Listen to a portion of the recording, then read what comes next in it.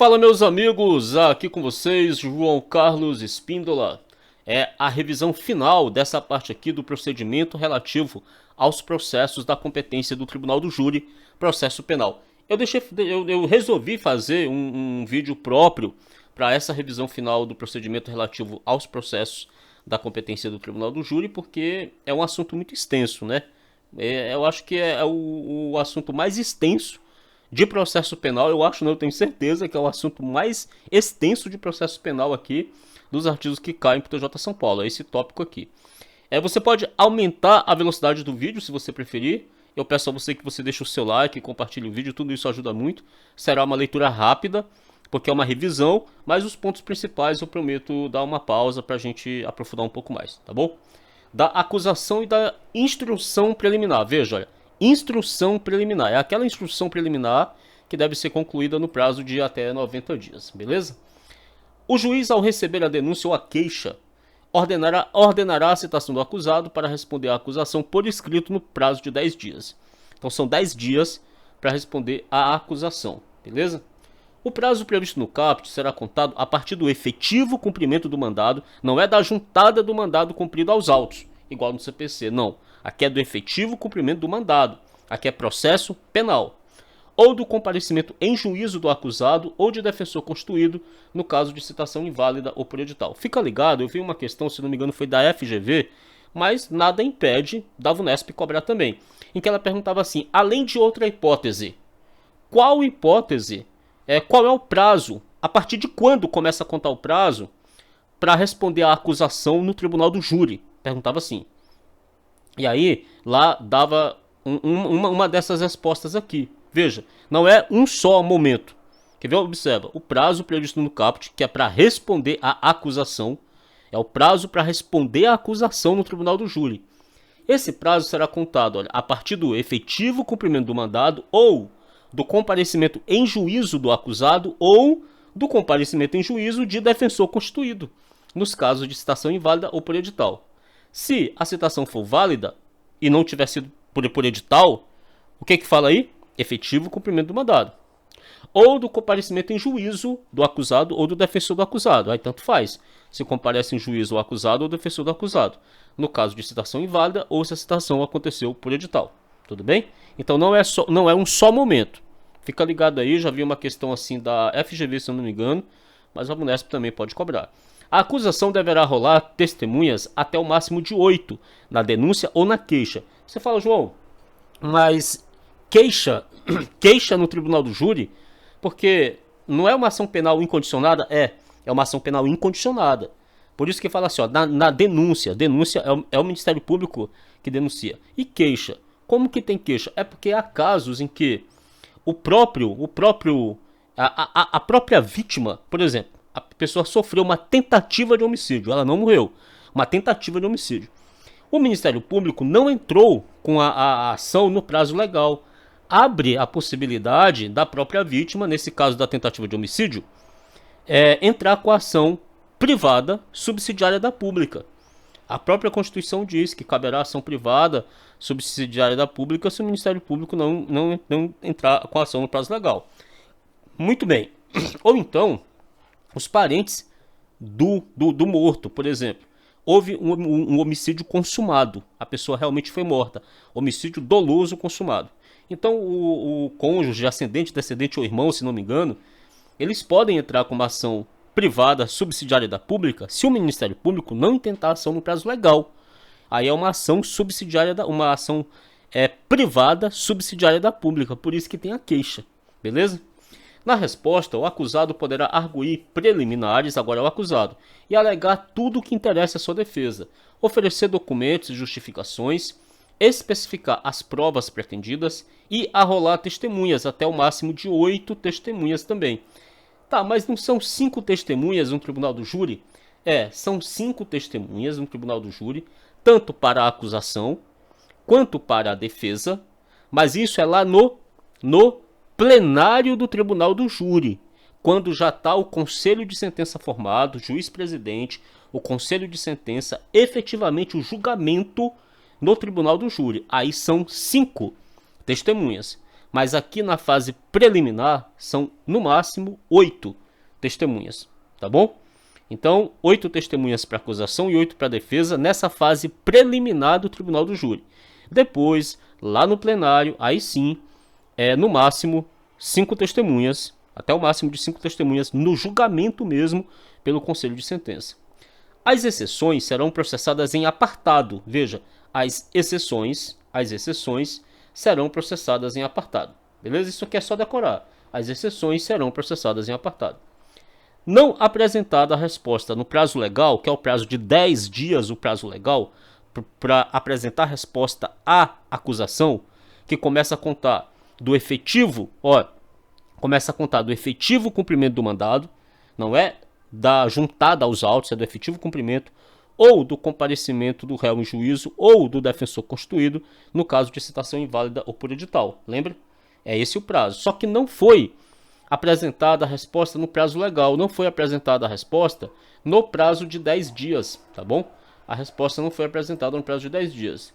O juiz nomeará defensor para oferecê-la em até 10 dias. Esse aqui é o defensor dativo, concedendo-lhe vista dos autos. Apresentada a defesa, o juiz ouvirá o Ministério Público ou o querelante. Olha, de novo, o Ministério Público, se for uma ação penal pública incondicionada, intentada pelo Ministério Público, aliás, interposta, intentada, o Ministério Público entrou com a ação no prazo legal, ou o querelante, se for uma ação penal privada subsidiária da pública, sobre preliminares e documentos em 5 dias. Esses prazos você tem que guardar. Qual que é o prazo para o Ministério Público ou o querelante tratar de documentos e preliminares? Por exemplo, uma preliminar prejudicial de mérito, por exemplo. Essas coisas, as preliminares, são coisas que elas vêm antes daquela audiência ali de instrução e julgamento em que o juiz vai julgar se ele pronuncia ou não pronuncia o acusado, né? Porque o juiz aqui vai ter uma audiência, vai ter um julgamento, que não é o julgamento lá do tribunal do júri, não é esse, é o julgamento pelo juiz singular, o juiz sem ser o presidente do tribunal do júri, em que ele vai tomar uma decisão. Ele pode desclassificar o crime, ele pode pronunciar o réu, ele pode impronunciar, ele pode absolver sumariamente, tudo aqui nessa audiência, antes mesmo lá do tribunal do júri. Se ele pronunciar, vai para o tribunal do júri. Se ele impronunciar, não vai para o tribunal do júri. Se ele desclassificar, não vai para o tribunal do júri. Só vai para o tribunal do júri se ele pronunciar. Só no caso da pronúncia, e somente no caso da pronúncia, é que nesse caso aqui vai para o tribunal do júri. Nessa hipótese aqui vai para o tribunal do júri. Pronúncia. Fora a pronúncia, a impronúncia não vai.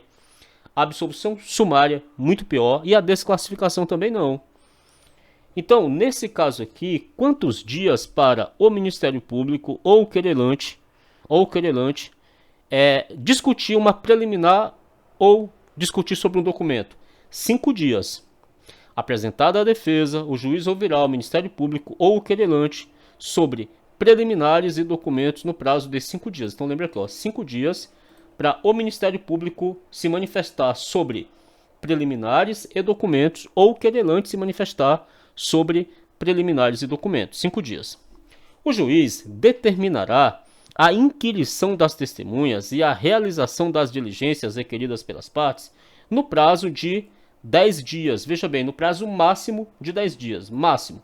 Pode ser em 8 dias, 5 dias, 7 dias, 9 dias, 10 dias. Não pode ser em 11 dias. Veja. O juiz determinará a inquirição das testemunhas e a realização das diligências requeridas pelas partes no prazo máximo de 10 dias. Inquirição das testemunhas e realização de diligências. Esse prazo é de 15 dias? Não.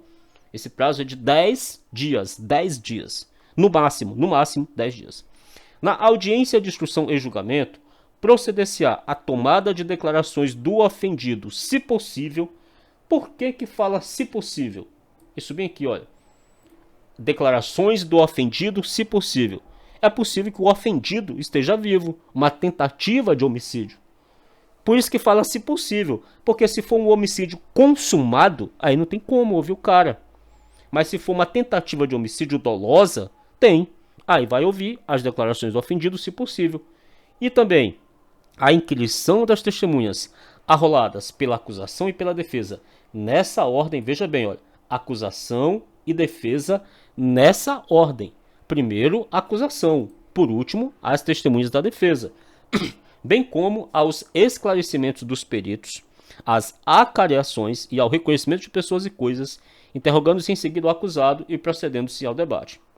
O esclarecimento dos peritos dependerão de prévio requerimento e de deferimento do juiz, quer dizer, para que os peritos, nessa fase preliminar, possam esclarecer algum quesito, é necessário solicitar ao juiz presidente ao juiz dessa fase instrutória, ao juiz singular dessa fase instrutória, dessa fase inicial, dessa fase preliminar que antecede o tribunal do júri, é necessário solicitar a este juiz aqui e o juiz deferir. Se o juiz deferir, aí os esclarecimentos dos peritos poderão ocorrer.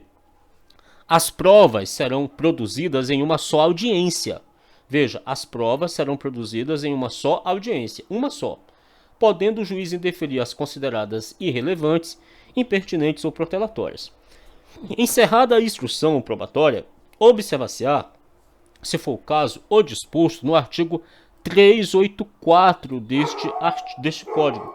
O artigo 384, se eu não me engano, ele vai tratar de uma hipótese em que o Ministério Público pode alterar a denúncia ou a queixa, tá? O artigo 384, ele vai tratar de uma hipótese em que o Ministério Público pode alterar a denúncia e o querelante pode alterar a queixa, tá? Isso é o Ministério Público, aqui, alterar a denúncia, é o Ministério Público, tá? Eu lembrei, o artigo 384 trata de uma hipótese em que o Ministério Público ele pode alterar a denúncia, tá? A tipificação penal da denúncia, tá bom? O artigo 384, beleza? Vai tratar disso. Deixa eu ir lá no artigo 384, bem rapidinho, mas eu acho que é isso mesmo. Vai tratar disso mesmo. Calma aí que já a gente vê. Aqui, ó. Encerrada a instrução probatória, se entender cabível nova definição jurídica do fato, olha aqui, ó. Se entender cabível nova definição jurídica do fato, em consequências de provas existentes nos autos de elemento ou circunstância da infração penal não contida na acusação, o Ministério Público ele deverá aditar a denúncia ou a queixa, aditar a denúncia ou a queixa também, tá? O Ministério Público ele deverá aditar a denúncia ou a queixa no prazo de 5 dias, se em virtude desta houver sido instaurado o processo em crime de ação pública, reduzindo-se a termo aditamento quando feito oralmente. Então, veja bem, terminou aquela fase lá, se for o caso, aí se entender cabível nova definição jurídica do fato, em consequência de prova existente nos autos de elemento ou circunstância da infração penal não contida na acusação, o Ministério Público deverá aditar a denúncia ou a queixa. Então, se cair na sua prova que o Ministério Público pode aditar a denúncia ou a queixa, você vai dizer que sim. Ah, mas esse artigo aqui, 384, não está nos artigos do TJ São Paulo. Tá sim. Olha ele aqui, na nossa frente. Olha ele aqui, como que ele não tá? Olha ele aqui, vou mostrar ele para você aqui. Olha ele aqui na sua frente, olha ele aqui, ó. Tá. Por que tá, João? Porque lá no edital do TJ São Paulo diz que os artigos referidos, aqueles artigos que não estão expressamente no edital, eles podem ser cobrados, mesmo que eles não estejam presentes no edital, de forma expressa. Mas eles podem ser cobrados porque eles são importantes para o entendimento do assunto, entendeu? É isso aí. As alegações, então, se for o caso, o Ministério Público aqui, ó, se for o caso, olha aqui, ó, se for o caso, o Ministério Público poderá aditar a denúncia ou a queixa, tá bom? As alegações serão orais, concedendo-se a palavra respectivamente à acusação e à defesa. Olha, respectivamente significa que primeiro é a acusação e depois é a defesa. Mas as alegações serão orais. Você está vendo que aqui não fala que as alegações serão por memoriais? É a mesma coisa que acontece lá no procedimento sumário. Ah, João, mas só que aplica-se o procedimento comum ordinário subsidiariamente a todos os demais procedimentos. É verdade. Mas isso só acontece de forma subsidiária. Olha o que fala. aplica-se subsidiariamente aos demais procedimentos. Quer dizer, que se tiver uma norma específica naquele procedimento, não vai aplicar o outro procedimento. Quer dizer, o procedimento comum ordinário, ele será aplicado subsidiariamente em relação a todos os demais procedimentos quando não houver disposição específica, entendeu? Vamos supor aqui que o tribunal do júri ele é silente, ele silenciou em relação a alguma coisa. Se tiver uma disposição lá no procedimento comum ordinário, se aplica aqui, porque aqui ficou silenciado. Mas se tiver uma disposição específica, igual tem aqui que as alegações serão orais, lá no procedimento sumário também fala, as alegações serão orais, aí vai ser oral, não vai ser por memorial, entendeu? Porque há uma disposição específica, beleza? Havendo mais de um acusado, o tempo previsto para a acusação e a defesa de cada um será individual, veja, tem mais de um acusado, não vai usar o mesmo tempo para os dois acusados, então o tempo previsto para a acusação e para a defesa de cada um será individual, porque tem mais de um acusado. Então, havendo mais de um acusado, o tempo da acusação e da defesa será individual. Tudo bem? Cada acusado vai ter o seu tempo. Ao assistente do Ministério Público, após a manifestação do Ministério Público, serão concedidos 10 minutos para falar. Então, sabe o assistente do Ministério Público? Pois é, o assistente do Ministério Público, aqui nessa fase inicial, essa fase instrutória, essa fase preliminar do Tribunal do Júri, ele vai ter 10 minutos para se pronunciar. Após o Ministério Público. E como ele, o assistente, teve esses 10 minutos para se pronunciar, e ele é assistente do MP, ele é o assistente de acusação. Então ele é contra o réu. Então nesse caso, a defesa também vai ter 10 minutos. Porque o assistente teve 10 minutos, a defesa também terá mais 10 minutos para falar. Entendeu? Para rebater ali as alegações do assistente. Nenhum ato será adiado. Olha, nenhum ato será adiado, a não ser, salvo quando imprescindível a prova faltante, que é aquela prova que não se pode prescindir. Não pode prescindir daquela prova. Aí vai ser adiado, mas a regra aqui, nenhum ato será adiado. Salvo quando imprescindível a prova faltante, determinando o juiz a condução coercitiva de quem deva comparecer. Então, veja, o juiz ele pode obrigar a pessoa a comparecer. É a condução coercitiva de quem deva comparecer. A testemunha que comparecer será inquirida, independentemente da suspensão da audiência. Veja, a testemunha compareceu. Mesmo que a audiência seja suspensa, ela será ouvida. A testemunha que comparecer será inquirida, independentemente da suspensão da audiência. Observado em qualquer caso a ordem estabelecida no caput deste artigo. Primeiro, as testemunhas da acusação e depois as testemunhas da defesa. Olha aqui,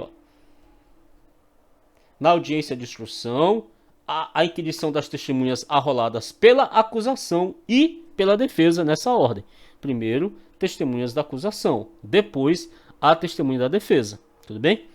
Encerrados os debates, o juiz proferirá sua decisão na própria audiência, né? Ou fará em 10 dias. Se o juiz não decidir na audiência, oralmente ali na audiência, ele tomará a decisão dele, que é a sentença, em 10 dias. Então a sentença aqui, nessa fase preliminar, 10 dias, tá bom? A sentença aqui nessa fase preliminar, 10 dias. O procedimento será concluído no prazo máximo de 90 dias. Que procedimento é esse? É todo o julgamento do Tribunal do Júri? Não. É esse procedimento preliminar. É esse procedimento preliminar aqui que a gente está estudando.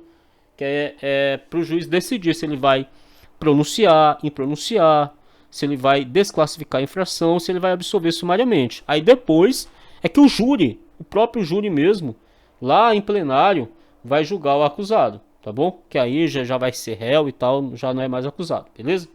Continua sendo acusado e tal, mas vamos usar acusado, usar réu. Eu acho que usar o termo acusado, termo réu, acho que dá no mesmo aqui. Da pronúncia, tecnicamente eu acho que é diferente, tá? Mas vamos lá. Olha, da pronúncia, da impronúncia e da absolvição sumária. Já guarda isso aqui, impronúncia e absolvição sumária cabe apelação. Pronúncia e desclassificação cabe reze. recurso em sentido estrito. Vamos lá. O juiz, fundamentadamente, pronunciará o acusado. Olha isso aqui, ó, ele pronunciará o acusado. Ele pronunciará o acusado. Se convencido da materialidade do fato e da existência de indício suficiente de autoria ou de participação. Então você vai lembrar que para pronunciar, ele precisa se convencer de duas coisas. Ao mesmo tempo, ele precisa se convencer da materialidade do fato e da existência de indícios suficientes de autoria ou de participação. Quer dizer, se ele se convencer que existe indício suficiente de autoria, beleza. Se ele se convencer que existe indícios suficientes de participação, beleza. Mas ele precisa se convencer de duas coisas. Se convencido da materialidade do fato, ele está convencido de que o fato aconteceu e da existência de indícios suficientes de autoria ou de participação. A segunda parte pode ser autoria ou participação, mas a primeira parte também tem que acontecer junto. Ele tem que estar convencido da materialidade do fato. Não precisa ter prova cabal. Não precisa ter prova cabal de que o fato ocorreu, que é a materialidade do fato, e que foi aquele réu que cometeu, aquele acusado que cometeu, ou que ele participou. Não precisa ter a prova cabal. Precisa ter indícios. E aí o juiz, ele se convence disso. Veja, ele se convence de que houve o fato, a materialidade, ele acha, realmente aqui, esse fato aqui, tudo indica que aconteceu mesmo. Eu estou convencido dessa possibilidade e da existência de indícios suficientes de autoria ou de participação. Aí quem vai decidir se o fato mesmo aconteceu, que é a materialidade do fato, ou se foi aquele acusado que cometeu ou participou, isso é o plenário do júri, não é o juiz aqui. Ele apenas está convencido e pronunciará o acusado. Tem uma coisa importante aqui, que eu ia falar, a pronúncia. Aí cabe reze, recurso em sentido estrito, da pronúncia, da decisão que pronuncia, cabe reze, da decisão que rejeita a denúncia ou queixa, rejeita, cabe reze, tá? E o que mais aqui que eu ia falar para vocês, se convencido... Ah, tá. A materialidade do fato aqui, ó, só por curiosidade, é o primeiro quesito lá no plenário do júri que o juiz vai perguntar para os jurados. Ele vai perguntar para os jurados assim, se houve a materialidade do fato. Se houver, pelo menos, se houver resposta positiva a materialidade do fato, aí vai para a autoria. Foi esse aqui que matou? Então veja, se houver mais de 3 respostas contrárias, lá na hora dos quesitos da votação do plenário, contrária à materialidade do fato, o julgamento não continua. Porque pensa comigo, ó, o juiz pergunta assim, houve a materialidade do fato? Aí os jurados falam não, mais de 3 falam que não. Ora, se o fato não aconteceu, o cara está absolvido. Não houve a materialidade do fato. É por isso que primeiro, lá no tribunal do júri, lá no plenário, o presidente pergunta isso. Claro que não é oralmente, tá? Não é uma pergunta oral. É sigiloso isso aí. É lá nos papéis, é escondido, é sigiloso. Aí o juiz pergunta, houve a materialidade do fato? A primeira coisa que pergunta, o primeiro quesito. Se mais de 3 jurados falarem que não houve, aí encerra o julgamento. Se mais de 3 falar que sim, houve. Vamos supor que 4 falam que houve. Beleza, vai para o outro quesito. O outro quesito vai perguntar o quê? Foi esse réu aqui que cometeu? Ah, não foi. Houve o fato, mas não foi ele. Acaba a votação. Se mais de 3 também falar que não foi ele. Porque apesar do fato ter acontecido, não foi aquele cara que fez. Está inocentado. Aí nem continua. Já está prejudicado o julgamento dos outros. Que, se eu não me engano, seria... se haveria causa de diminuição de pena, e por último, se há qualificador e majorante e tal. Beleza? E depois disso, na verdade, o juiz pergunta assim, houve a materialidade do fato? Houve. Os jurados falam que houve. Aí o juiz pergunta, foi esse aqui que fez? Foi esse aí que fez. Mas mesmo assim, ele é inocente? O jurado pode dizer que sabia? É engraçado. Aí depois tem esse quesito. Mesmo que haja materialidade, mesmo que tenha sido aquele camarada, o juiz da pergunta, o terceiro quesito assim, ele é inocente ou culpado? Vocês vão inocentar? Se falar que vai inocentar, acabou também, entendeu? Aí depois que pergunta sobre a diminuição de pena e depois as qualificadoras. É assim. Então é interessante, né? Os jurados eles podem inocentar simplesmente porque querem e acabou, beleza? Muito bem. Vamos continuar aqui. A fundamentação da pronúncia, olha só, o juiz ele vai pronunciar o réu, né? Se tiver convencido da materialidade do fato e de indício suficiente de autoria ou de participação. Então ele vai pronunciar. E ele vai ter que fundamentar, não vai a pronúncia? Vai. Mas ele não pode se estender demais, não. Tá? A fundamentação da pronúncia é um negócio um pouco limitado. Olha o que o juiz pode fazer. A fundamentação da pronúncia limitar-se-á à indicação da materialidade do fato e da existência de indício suficiente de autoria ou de participação. Vai ficar limitada a isso. A única coisa que o juiz vai debater é isso aqui. Ele vai falar, realmente, olha, eu estou convencido da materialidade do fato e da existência de indício suficiente de autoria ou de participação. E o juiz, é uma obrigação dele declarar o dispositivo legal em que julgar em curso o acusado, o dispositivo do Código Penal, e especificar as circunstâncias, olha, qualificadoras e as causas de aumento de pena. Então veja que o juiz ele não pode especificar as causas de diminuição de pena, as majorantes. Ele não pode. Percebeu isso aqui? A fundamentação da pronúncia limitar-se-á à indicação da materialidade do fato e da existência de indícios suficientes de autoria ou de participação, devendo o juiz declarar, não é podendo. Observe isso aqui, ó. Devendo o juiz declarar, deixa eu pegar aqui, devendo o juiz declarar, eu vou colocar isso aqui de azul para vocês, ó. Devendo o juiz declarar, ele tem a obrigação de declarar o dispositivo legal em que julgar em curso o acusado e ainda ele vai especificar as circunstâncias qualificadoras e as causas de aumento de pena. A gente viu lá no Código Penal, estudando os crimes que caem para o TJ São Paulo, que a qualificadora ela altera a pena base. E as causas de aumento de pena, que são as majorantes, elas são somadas à pena base inicial, sem alterar a pena base inicial. Então o juiz vai especificar as qualificadoras e vai especificar as causas de aumento de pena, mas não vai especificar as minorantes, aquelas que diminuem a pena. Ele não vai fazer isso na fundamentação da pronúncia. Se o crime for afiançável, observa bem, o crime ele é afiançável, então cabe fiança. O réu pode pagar e ficar em liberdade. O juiz arbitrará o valor da fiança para a concessão ou a manutenção da liberdade provisória, ali no momento já que ele tomar essa decisão de pronunciar o réu. Pronunciou, mas cabe fiança. Aí o juiz arbitrará o valor da fiança. O juiz decidirá motivadamente no caso de manutenção, revogação ou substituição da prisão ou medida restritiva de liberdade anteriormente decretada e, tratando-se de acusado solto, sobre a necessidade da decretação da prisão ou imposição de quaisquer das medidas previstas no título 9 deste livro. Então ele vai decidir motivadamente. Se for manutenção, revogação, substituição da prisão ou medida restritiva de liberdade anteriormente decretada, e tratando-se de acusado solto, sobre a necessidade da decretação da prisão ou imposição de quaisquer das medidas previstas neste título.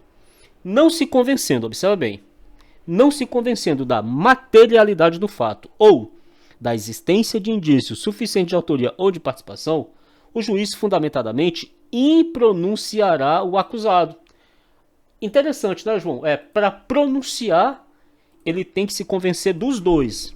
Ele tem que se convencer da materialidade do fato e da existência de indício suficiente de autoria ou de participação.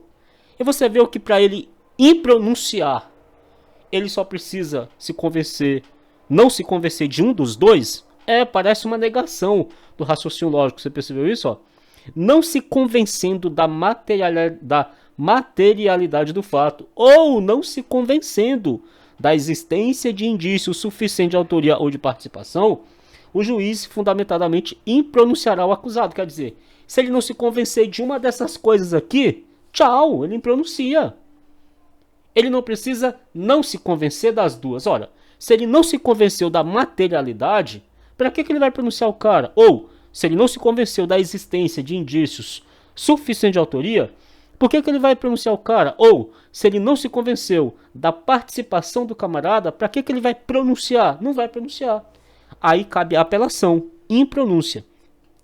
Enquanto não ocorrer a extinção da punibilidade, poderá ser formulada nova denúncia ou queixa se houver prova nova. Isso aqui é o seguinte, é porque a impronúncia, ela é uma decisão mista, terminativa, porque ela encerra ali aquela primeira fase do processo e também encerra o processo.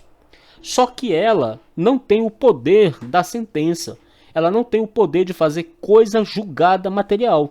Então, enquanto não ocorrer a extinção da punibilidade, enquanto não ocorrer a extinção da punibilidade, poderá ser formulada nova denúncia ou queixa, se houver prova nova. Prova nova. Porque a impronúncia não faz coisa julgada material. Se aquela infração, aquele crime ainda não foi extinto a punibilidade dele, a punibilidade ainda não foi extinta, poderá ser formulada nova denúncia ou queixa, tá? Se houver prova nova. Mas cuidado, poderá ser formulada uma nova denúncia, uma nova queixa. Não é reabrir aquela, é formular nova, baseada na prova nova. Não é reabrir aquela que houve a impronúncia, sacou? Entendeu? Não é reabrir aquele processo que teve a impronúncia, não. É formular uma nova denúncia, uma nova queixa, se houver prova nova. Então, lembra que é tudo novo. O juiz, fundamentadamente, agora é a absolvição sumária no tribunal do júri. Absolvição sumária, aqui, ó. Absolvição sumária, tá? Antes aqui de mandar lá para o plenário do júri. Vamos lá. O juiz, fundamentadamente, absolverá desde logo o acusado. Ora, se é desde logo, é sumária essa absolvição aqui. É antes do curso final do processo. Vamos lá. Se provada a inexistência do fato. Lembra que no tribunal do júri, para que o juiz ele pronuncie, é necessário que ele se convença da materialidade do fato? Pois é. Só que aqui, não é que ele não está convencido que houve ou não a materialidade do fato, para ele impronunciar. Porque para pronunciar, ele precisa se convencer da materialidade. Para impronunciar, ele se convence de que não teve materialidade. Aqui não. Aqui está provado. Sabe quando você prova por A mais B? Você provou. Você está provado, meu amigo, que o fato não aconteceu. Ó, está provado que o fato não aconteceu. Absolvição sumária. Está provado, de novo aqui, ó, está provado que apesar do fato ter acontecido, não foi aquele acusado que cometeu. Absolvição sumária. Ou ele não participou, absolvição sumária. Tá vendo aqui? Apesar de ficar provado que o fato aconteceu, mas não foi aquele acusado, absolvição sumária. Então o juiz fundamentadamente absolverá desde logo o acusado quando provada a inexistência do fato. Provado não ser ele o autor ou o partícipe do fato. Apesar do fato ter acontecido, ele não é o autor, ou ele não participou do fato. O fato não constitui infração penal. O fato aconteceu, mas não é uma infração penal. Demonstrada a causa de isenção de pena ou da exclusão do crime. Agora, cuidado. Nesse caso aqui, quando demonstrada causa de isenção de pena ou de exclusão do crime, observa bem, quando demonstrada causa de exclusão de pena, quando demonstrado isso aqui, ó, fique esperto, ou de exclusão do crime, nesses dois casos aqui, não se aplica o disposto no inciso 4 ao caso de inimputabilidade, que é quando o réu é considerado inimputável. Não se aplica no caso de inimputabilidade. Não se aplica, salvo quando esta for a única tese defensiva. Então a única tese da defesa é dizer que o réu é inimputável. Foi ele que cometeu o fato aconteceu, mas ele é inimputável, ela só tem essa defesa, não tem mais nenhuma tese, só tem essa. Aí pode ser aplicada a causa de isenção de pena ou de exclusão do crime. Olha aqui, ó, demonstrada a causa de isenção de pena ou de exclusão do crime. Demonstrada a causa de isenção de pena ou de exclusão do crime. Não se aplica esse disposto aqui ao caso de inimputabilidade, salvo quando esta for a única tese defensiva. Então, quais são os casos de absolvição sumária no tribunal do júri? Que absolverá desde logo. Aqui fala absolverá desde logo, né? Lá no procedimento comum ordinário fala absolvição sumária, mas lá tem outros casos, outras hipóteses. Aqui no tribunal do júri é assim: o juiz fundamentadamente absolverá desde logo o acusado, provada a existência do fato, provado não ser ele autor ou partícipe do fato. Então lembra da palavra provada nos dois incisos: provada a inexistência do fato, provado não ser ele autor ou partícipe do fato. E você vai tentar associar que para pronunciar, o juiz precisaria se convencer da materialidade do fato e se convencer de que foi aquele autor que participou, ou que ele, ou da autoria que foi ele, ou que ele foi partícipe. E na absolvição sumária, absolvição desde logo, não tem essa de se convencer. Está provado que não foi o cara, está provado que o fato não aconteceu. Outra coisa que tem na absolvição sumária do tribunal do júri: o fato não constitui infração penal. O fato não é uma infração penal. Então é o que? Absolvição sumária no tribunal do júri. O fato não constitui uma infração penal. Não é crime, não constitui infração penal. E o 4, demonstrada a causa de isenção de pena ou de exclusão do crime.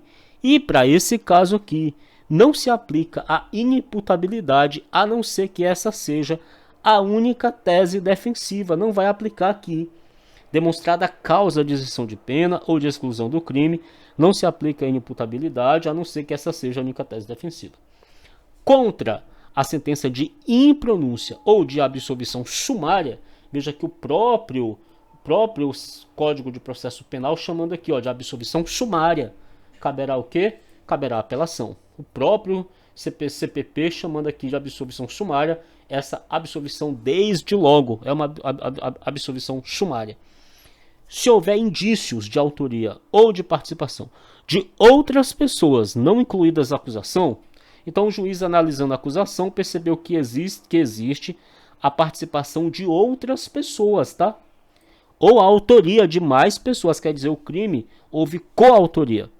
Se houver indícios de autoria ou de participação de outras pessoas não incluídas na acusação, o juiz, ao pronunciar ou impronunciar o acusado, determinará o retorno dos autos ao Ministério Público por 15 dias, aplicável no que couber o artigo 80 deste Código. Veja, se houver indícios de autoria ou de participação de outras pessoas não incluídas na acusação, o juiz, ao pronunciar ou impronunciar, não importa se ele está pronunciando ou impronunciando, ele vai determinar o envio do retorno dos autos. Os autos vão retornar para o Ministério Público por 15 dias. Observe esse prazo aqui, ó. 15 dias, se houver indício de autoria ou de participação de outras pessoas, o retorno dos autos ao MP, ao Ministério Público, no prazo de 15 dias. Pessoal, esse prazo é importante. 15 dias. 15 dias. Dá para gravar aí? 15 dias, se houver indício de autoria ou de participação de outras pessoas, e o juiz determinar o retorno dos autos ao MP. Tanto faz se o juiz pronunciou ou impronunciou. Ao pronunciar ou impronunciar o acusado, o juiz vai determinar o retorno dos autos ao Ministério Público por 15 dias. O juiz poderá dar ao fato definição jurídica diversa da constante da acusação, embora o acusado fique sujeito à pena mais grave. Então o juiz ele pode dar uma definição jurídica. Era homicídio doloso simples. Não, é homicídio doloso qualificado. O juiz ele poderá dar ao fato qualificado pelo feminicídio, o juiz pode dar ao fato definição jurídica diversa da constante da acusação. Olha, definição jurídica diversa. Definição jurídica diversa da constante da acusação. O juiz pode dar, embora o acusado fique sujeito à pena mais grave. Observa bem. O juiz, ele pode olhar e falar assim, não, isso aqui não foi um homicídio doloso simples. Isso aqui é um homicídio doloso qualificado pelo feminicídio. Ele pode fazer isso, mesmo que o acusado fique sujeito à pena mais grave. Quando o juiz se convencer em discordância com a acusação da existência de crime diverso dos referidos no parágrafo 1º do artigo 74, quer dizer, o juiz se convence de que não é um crime que deverá ser julgado pelo tribunal do júri. É um crime, é um homicídio, por exemplo, porém não é um homicídio doloso, é um homicídio culposo. Observa? É um homicídio, mas é um homicídio culposo. É uma tentativa de homicídio, mas é uma tentativa de homicídio culposa. Nesse caso, é uma desclassificação do crime. Aí cabe rese, recurso em sentido estrito. Nesse caso aqui, o juiz não foi o competente para o julgamento. Ele não é o competente para o julgamento. Ele remeterá os autos ao juiz que seja competente. João, mas eu li em algum lugar que quando ocorre a desclassificação do crime, é o próprio juiz do tribunal do júri que vai julgar. Não é outro juiz. Não é ele vai remeter os autos ao juiz que... Não. É verdade. Só que aqui é o seguinte, ó. É quando o plenário do júri, lá no plenário do júri, que tem os 7 jurados, as 5 testemunhas, lembra? Lá no plenário mesmo, no plenário que tem o presidente do tribunal do júri, lá, se o júri desclassificar a infração, aí cabe ao próprio juiz presidente julgar. Ele não vai mandar para outro juiz julgar. E se o júri desclassificar o crime e for o caso de aplicar a lei 9.099 de 95, a lei dos juizados especiais criminais, todos aqueles institutos da lei poderão ser aplicados. A transação penal, a suspensão condicional do processo, a composição dos danos civis. Se for o caso dessa classificação, é aplicar a lei 9.099 de 95. Só que aqui ainda é a fase preliminar do tribunal do júri. O juiz está analisando e fala assim, olha, eu não vou pronunciar, eu não vou impronunciar, eu não vou absolver sumariamente. Só que eu estou percebendo aqui que não é um crime doloso contra a vida, é um homicídio culposo. O tribunal do júri não é competente para julgar. Não é competente para julgar. Eu não vou mandar para o tribunal do júri, porque seria pronúncia. Eu não sou competente para julgar. Eu vou remeter para o juiz que seja competente. Agora observa bem. Quando aquele juiz se convencer, em discordância com a acusação, da existência de crime diverso dos referidos no parágrafo 1º do artigo 74, e ele não for o competente para julgamento, é que ele vai remeter os autos ao juiz que o seja. E se ele for o competente, se aquela vara ali, que ele está analisando o processo para ver se ele pronuncia, impronuncia, absolve sumariamente, e se ele for o competente, ele vai julgar. Você percebeu isso? Observa bem. Quando o juiz se convencer, em discordância com a acusação, da existência de crime diverso do tribunal do júri, e ele não for o competente, ele vai remeter os autos ao juiz que o seja. Mas se aquela vara que está analisando aquele processo ali, de forma preliminar, antes de mandar para o tribunal do júri, se ele for o competente, é ele que vai julgar. Ele só não vai julgar se ele não for o competente. Observa aqui, ó, e não for competente para o julgamento. Mas se ele for competente, ele vai julgar. Olha o artigo 319. Esse artigo 319 é perigosíssimo. Quando o juiz se convencer, em discordância com a acusação, da existência de crime diverso do tribunal do júri, e ele não for competente para o julgamento, ele remeterá os autos ao juiz que o seja, mas somente se ele não for competente para o julgamento. Olha aqui, ó. E se ele não for competente para o julgamento, remeterá os autos ao juiz que o seja. Remetidos os autos do processo a outro juiz, porque esse aqui que desclassificou o crime viu que ele não era competente, ele mandou para o juiz que era competente, à disposição deste juiz que recebeu os autos, o acusado preso ficará. Então aquele juiz viu que não era o caso do tribunal do júri, ele desclassificou a infração, analisou, viu que ele não era competente para julgamento, ele falou, vou mandar lá para o cara que é competente. Chegou lá, é lá que o acusado ficará à disposição, tá? O acusado ficará à disposição, beleza? Qual acusado? O acusado preso. Olha aqui, ó, o acusado preso. Vamos só reforçar isso aqui, é importante, ó. Remetidos os autos do processo a outro juiz, à disposição deste ficará o acusado preso. Ah, João, então é o acusado preso, é. E o acusado solto? O acusado solto só Deus sabe onde ele vai estar, né? O cara, o acusado solto, acho que ele vai estar fugindo, sei lá, mas o acusado preso ficará à disposição deste juiz para onde foi mandado os autos. O preso. O caba não está preso? À disposição deste ficará o juiz, o acusado preso. A intimação da decisão de pronúncia será feita, olha, a intimação da decisão de pronúncia. Isso aqui é importante, porque remete ao procedimento comum ordinário. Então é importante ficar ligado aqui, ó. A intimação da decisão de pronúncia. Vamos lá. A intimação da decisão de pronúncia será feita pessoalmente ao acusado, ao defensor nomeado pelo juiz e ao Ministério Público. Pessoalmente. Ah, beleza. Então, a intimação do acusado, a intimação do defensor nomeado. Qual é o defensor nomeado? Nomeado pelo juiz. Defensor nomeado. O juiz nomeou um defensor. E o Ministério Público será o quê? Essa intimação será como? Pessoal. Decorei, João. Intimação pessoal. Acusado, defensor nomeado e Ministério Público. Muito bem. E se for o defensor constituído? Aquele defensor constituído pelo próprio réu. E se for o querelante? E se for o assistente do Ministério Público? O assistente do Ministério Público, como é que vai ser? Vai ser pela publicação do órgão responsável pela divulgação dos atos oficiais da comarca. E se não houver esse órgão responsável pela divulgação lá da comarca, vai ser o escrivão, o chefe de secretaria, ali pessoalmente, ali no balcão, se for o caso.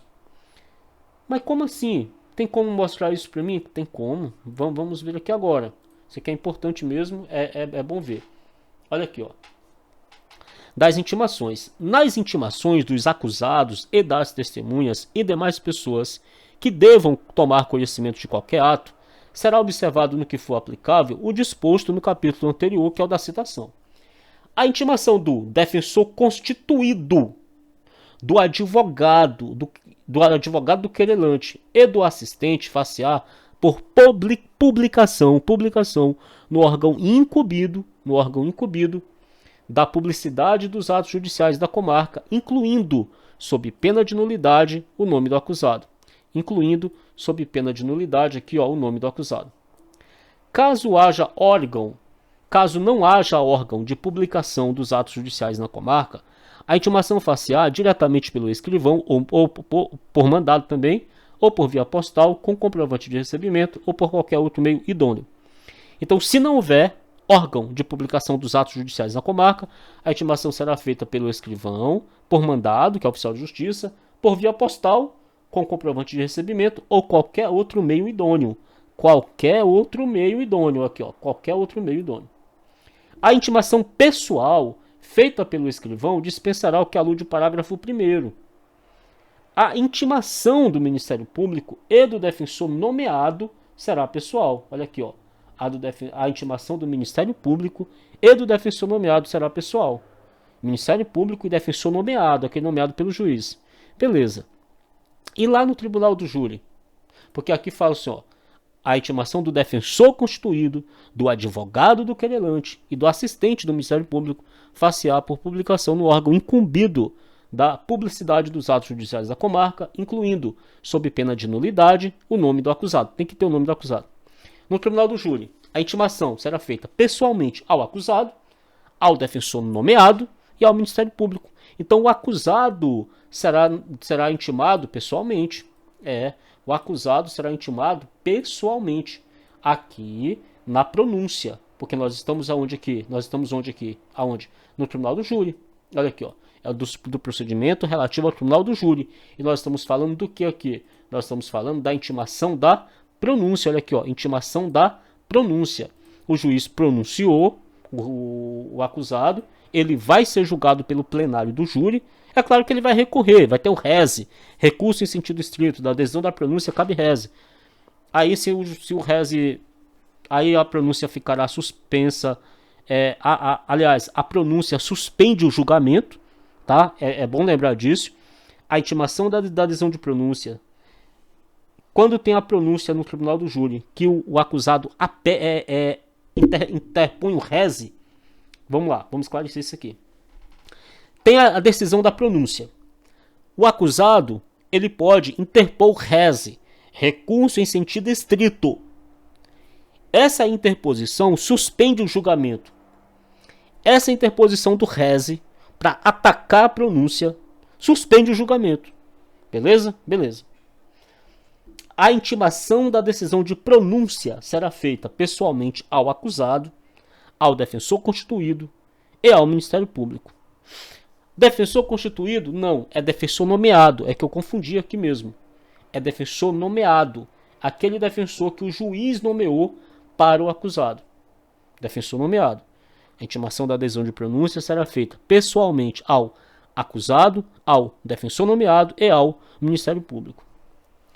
E se for ao defensor constituído, aquele defensor que o réu constituiu para ele, e ao querelante e ao assistente do Ministério Público, será pela publicação do órgão incumbido da divulgação dos atos oficiais. E se não houver esse órgão incumbido da divulgação dos atos oficiais da comarca, poderá ser feita diretamente pelo escrivão, por mandado, que é o oficial de justiça, via postal, com comprovante de recebimento ou qualquer outro meio idôneo. Será intimado por edital o acusado solto que não foi encontrado. Será intimado por edital o acusado solto que não foi encontrado. João, mas a citação por edital, se o réu não foi encontrado, não sei o que e tal, não suspende o processo e o prazo prescricional... suspende. Se for a citação. Mas aqui não é citação. Aqui é a intimação do acusado solto. Se ele está sendo intimado, é porque ele já foi citado. A citação só acontece uma vez. Então esse acusado solto caiu no mundo. Não foi encontrado. Acusado solto. Ele será intimado por edital se não for encontrado. Veja, é a intimação da pronúncia, tá lembrado aqui? Isso aqui é a intimação da pronúncia, tá? Isso aqui é a intimação da pronúncia. É bom ficar ligado nisso aqui. Que ele será intimado da pronúncia por edital se ele não for encontrado. Porque lembra que a intimação do acusado é pessoal, o juiz pronunciou, o acusado será intimado pessoalmente da pronúncia. Só que ele não foi encontrado para ser intimado pessoalmente da pronúncia. Esse acusado solto aqui. Aí o processo vai parar? Claro que não. Ele será intimado por edital. Aqui no processo penal, o edital é no prazo de 10 dias. Não confunde isso aqui com citação por edital. Na citação por edital, fica suspenso o prazo de prescrição, fica suspenso o processo. Tá? Se o réu não responder e se não aparecer um advogado para responder pelo réu, lá na citação por edital. No réu não comparece na citação por edital. O advogado, muito pior, fica suspenso o processo e o curso do prazo prescricional, podendo o juiz decretar as medidas urgentes e, se for o caso também, decretar a prisão preventiva, se for o caso, se estiverem presentes os motivos que dão cabimento à prisão preventiva, lá na citação por edital. Mas aqui é intimação da pronúncia. O réu está sendo intimado da pronúncia. Essa intimação da pronúncia será por edital, né, se o acusado solto não for encontrado. Preclusa a decisão de pronúncia, os autos serão encaminhados ao juiz presidente do Tribunal do Júri. Rapaz, o que é precluir a decisão de pronúncia? A decisão de pronúncia transitou em julgado. Não houve reze, por exemplo. Lembra lá? Preclusa a decisão de pronúncia. Quando o juiz pronuncia, o réu, o acusado, não pode interpor o reze, recurso em sentido estrito. Vamos supor que não interpôs, ninguém mexeu com nada, precluiu a decisão de pronúncia. Transitou em julgado a decisão de pronúncia. Aí os autos serão encaminhados a quem? Ao juiz presidente do Tribunal do Júri, porque aí vai ter mesmo o julgamento lá no plenário do júri. Beleza, só que tem uma coisa. A decisão de pronúncia está preclusa, tá? O juiz pronunciou, o acusado não interpôs o reze, beleza. Ainda que preclusa a decisão de pronúncia, havendo circunstância superveniente que altere a classificação do crime, o juiz presidente ordenará a remessa dos autos ao Ministério Público. Caramba, então mesmo depois que a decisão de pronúncia está preclusa, já era, precluiu, transitou em julgado. Mas houve uma circunstância superveniente que alterou a classificação do crime. Imagina, foi uma circunstância superveniente que alterou a classificação do crime de doloso para culposo, por exemplo. O processo não pode continuar ali, porque ainda não houve o julgamento pelo plenário não, tá? Se essa desclassificação acontece lá pelo plenário mesmo, o presidente do Tribunal do Júri julga. Mas aqui ainda não aconteceu. Essa decisão do plenário não aconteceu. Ainda vai acontecer a decisão do plenário. Aqui não aconteceu nada. Simplesmente precluiu, transitou em julgado, porque ninguém interpôs lá, o acusado não interpôs o reze. Aí a decisão de pronúncia transitou em julgado. Só que mesmo que ela tenha precluído, ainda que preclusa a decisão de pronúncia, depois aconteceu o quê? Uma circunstância superveniente que alterou a classificação do crime. Aí o juiz vai ordenar a remessa dos autos ao Ministério Público para que ele se manifeste.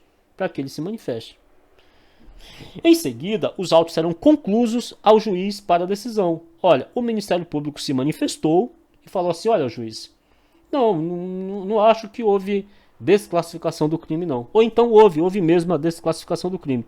Aí o juiz pode tomar outras decisões. Entende? Pode tomar outras decisões aqui. Pode tomar outras decisões. A gente não vai se aprofundar em quais decisões ele pode tomar aqui. Quer ver? Veja. Precluiu a decisão de pronúncia. Houve uma circunstância superveniente que alterou a classificação do crime. O juiz mandou os autos para o Ministério Público. O Ministério Público se manifestou. Depois da manifestação do Ministério Público, os autos serão concluídos ao juiz. E o juiz pode tomar outras decisões aqui. Será que ele poderia despronunciar, por exemplo? Não sei. Tá? Não sei. Porque aqui não fala claramente, né? Da preparação do processo para o julgamento em plenário. Ao receber os autos, quem recebeu os autos? O presidente do Tribunal do Júri. Olha aqui, ó. Preclusa a decisão de pronúncia, os autos serão encaminhados ao juiz presidente do Tribunal do Júri. Recebidos os autos, o presidente do Tribunal do Júri determinará a intimação do órgão do Ministério Público ou do querelante, porque lembra que pode ser uma denúncia pública incondicionada ou pode ser uma ação privada subsidiária da pública. No caso de queixa, vai ser o querelante e do defensor, para no prazo de 5 dias apresentarem rol de testemunhas que irão depor em plenário. Quantos dias eles têm para apresentar o rol de testemunhas? 5 dias. 5 dias para apresentar rol de testemunhas. 5 dias. E em plenário são, no máximo, 5 testemunhas que vão depor em plenário. No máximo, 5 testemunhas que vão depor em plenário. No máximo 5. Tá?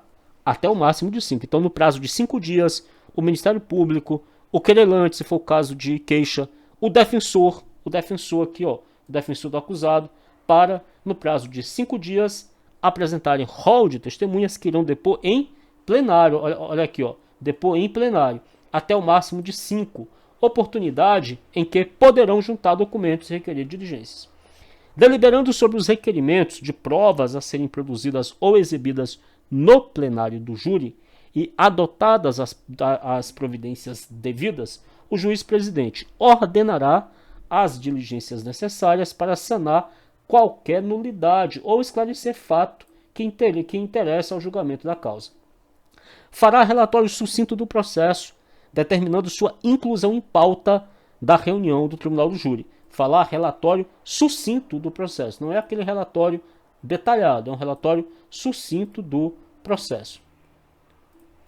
Quando a lei local de organização judiciária não atribuir ao presidente do tribunal do júri o preparo para o julgamento, uma lei local fala assim, olha, não é o presidente do júri que tem competência para preparar o julgamento, não.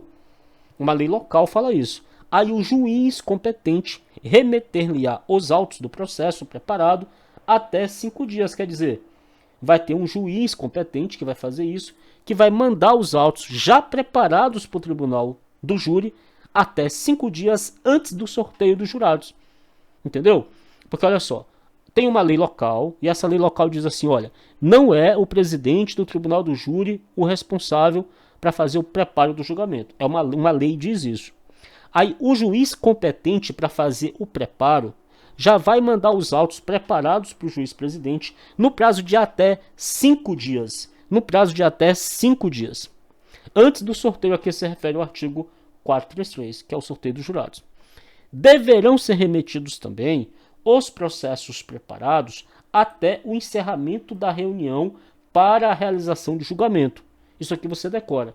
Deverão ser remetidos também os processos preparados até o encerramento da reunião para a realização do julgamento. Do alistamento dos jurados. Isso aqui é importante demais. Demais mesmo. Anualmente, serão alistados pelo presidente do tribunal do júri, anualmente, de 800 a 1.500 jurados nas comarcas de mais de 1 milhão de habitantes. 800 a 1.500. De 300 a 700 nas comarcas com mais de 100 mil habitantes. De 300 a 700 nas comarcas com mais de 100 mil habitantes. E de 80 a 400 nas comarcas que têm menos de 100 mil habitantes. Então vamos lá. 800 a 1.500 jurados. 800 a 1.500. Se a comarca tiver mais de 1 milhão de habitantes. De 300 a 700 jurados. Nas comarcas que tiver mais de 100 mil habitantes. E de 80 a 400 jurados nas comarcas que tenha menos de 100 mil habitantes. Nas comarcas onde for necessário, poderá ser aumentado o número de jurados e ainda organizada a lista de suplentes. É isso mesmo. Se for preciso, pode aumentar essa quantidade e ainda organizar uma lista de suplentes, depositadas as cédulas em urna especial com as cautelas mencionadas na parte final. O juiz presidente requisitará às autoridades locais, associações de classes de bairro, entidades associativas e culturais, instituições de ensino geral, universidades, sindicatos, repartições públicas e outros núcleos comunitários a indicação de pessoas que reúna as condições para exercer a função de jurado. A lista geral dos jurados, com a indicação das respectivas profissões, será publicada pela imprensa até o dia 10 de outubro de cada ano. Será publicada pela imprensa. Olha isso aqui, pela imprensa. Engraçado que cada vez que a gente lê, a gente guarda uma informação diferente. A lista geral dos jurados, com indicação das respectivas profissões, precisa indicar a profissão do camarada, precisa indicar a profissão do camarada. Será publicada pela imprensa. Quem é que vai publicar? A imprensa. A imprensa. É a imprensa. Até o dia 10 de outubro. Isso aqui eu já tinha decorado. Até o dia 10 de outubro de cada ano, tá? Até o dia 10 de outubro de cada ano. E a lista definitiva até 10 de novembro de cada ano. A lista poderá ser alterada de ofício ou mediante reclamação de qualquer do povo. É isso mesmo. De ofício ou mediante reclamação de qualquer do povo. João, qualquer do povo não é qualquer cidadão, não, é qualquer do povo. Qualquer um do povo. Qualquer do povo. Toda pessoa do povo, não é cidadão. Se a banca falar assim, a lista poderá ser alterada de ofício ou mediante reclamação de qualquer cidadão. Tá errado, porque cidadão é uma pessoa que está em pleno exercício dos seus direitos políticos. Isso aqui não é o caso, é qualquer do povo. A lista poderá ser alterada de ofício ou mediante reclamação de qualquer do povo ao juiz presidente até o dia 10 de novembro, data da sua publicação definitiva. Então a publicação definitiva é dia 10 de novembro. Lembrando um detalhe aqui. Quando houver inclusão ou alteração de jurado na lista geral, cabe reze. Se houver inclusão ou alteração de jurado na lista geral, cabe reze. Se houver inclusão ou alteração de jurado na lista geral, cabe reze. Lembra disso? Se houver inclusão ou exclusão de jurados da lista geral, cabe reze. No prazo de 20 dias, cabe reze. Inciso 581, artigo 581, inciso 14. Tá bom? Juntamente com a lista serão transcritos os artigos 436 a 446. Os nomes e endereços dos alistados em cartões iguais, não são em cartões diferentes, cartões iguais. A banca pode falar assim: os nomes e endereços dos alistados em cartões diferentes, não, cartões iguais, após serem verificadas na presença do Ministério Público, de advogado, da seção local da Ordem dos Advogados do Brasil, não é a sede dos Advogados do Brasil, é a seção local e de defensor indicado pelas defensorias públicas. Então, a defensoria pública vai mandar os defensores indicados. Isso aqui para quê? Para preservar o interesse público, né? Permanecerão guardadas em urna fechada à chave, vai ter uma urna fechada à chave, sob a responsabilidade do juiz presidente do Tribunal do Júri. O jurado que tiver integrado o conselho de sentença nos últimos 12 meses antecedentes à publicação da lista geral, fica dela excluído. O jurado que tiver integrado o conselho de sentença nos últimos 12 meses que antecederem a publicação da lista geral, fica excluído da lista geral. Então teve um jurado que já integrou o conselho de sentença nos últimos 12 meses que antecederem a publicação da lista geral. Ele vai ficar dessa lista geral excluído. Anualmente, a lista de jurados será obrigatoriamente completada. Não é uma faculdade, não, é uma obrigação, tá? Anualmente, a lista dos jurados será obrigatoriamente completada. Do desaforamento, isso aqui é importante, isso aqui eu acho que é o mais importante no Tribunal do Júri, é isso aqui, do desaforamento. Se o interesse da ordem pública o reclamar, ou houver dúvida sobre a imparcialidade do júri ou a segurança pessoal do acusado, o tribunal, a requerimento do Ministério Público, do assistente, do querelante ou do acusado, ou mediante representação do juiz competente. Tá vendo? São bem aqui. Eu vou marcar aqui, sabe por quê? Representação do juiz competente. Tá vendo isso aqui? O juiz presidente do Tribunal do Júri, o juiz competente, eu vou falar aqui juiz competente, que é o jeito que está na lei do juiz competente, ele não vai requerer. Quem vai requerer é o Ministério Público, o assistente, o querelante ou o acusado.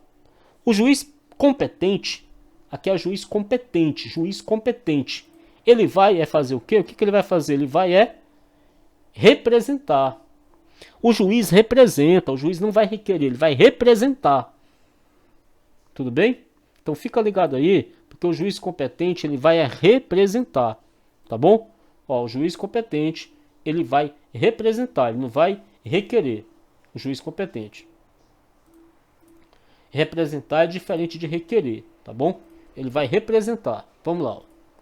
Se o interesse da ordem pública o reclamar, ou houver dúvida sobre a imparcialidade do júri ou a segurança pessoal do acusado. Então, interesse da ordem pública, dúvida sobre a imparcialidade do júri, dúvida sobre a segurança pessoal do acusado. Aí o tribunal, é o tribunal quem vai decidir. Não é o presidente do Tribunal do Júri. Quem decide é o Tribunal de Justiça, o TJ ou o TRF, a depender do caso concreto. É o tribunal que decide. Não é o presidente do Tribunal do Júri. O tribunal, a requerimento do Ministério Público. Olha aí, requerimento. Requerimento não é requerimento do juiz competente. O juiz competente não vai requerer nada, ele vai representar. A requerimento do Ministério Público, do assistente, do querelante ou do acusado, ou mediante representação do juiz competente,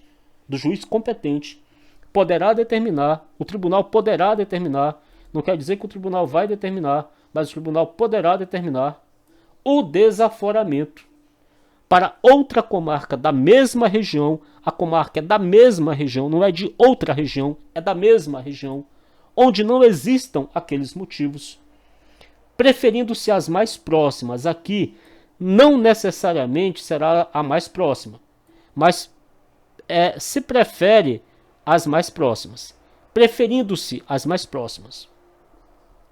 O pedido de desaforamento será distribuído imediatamente.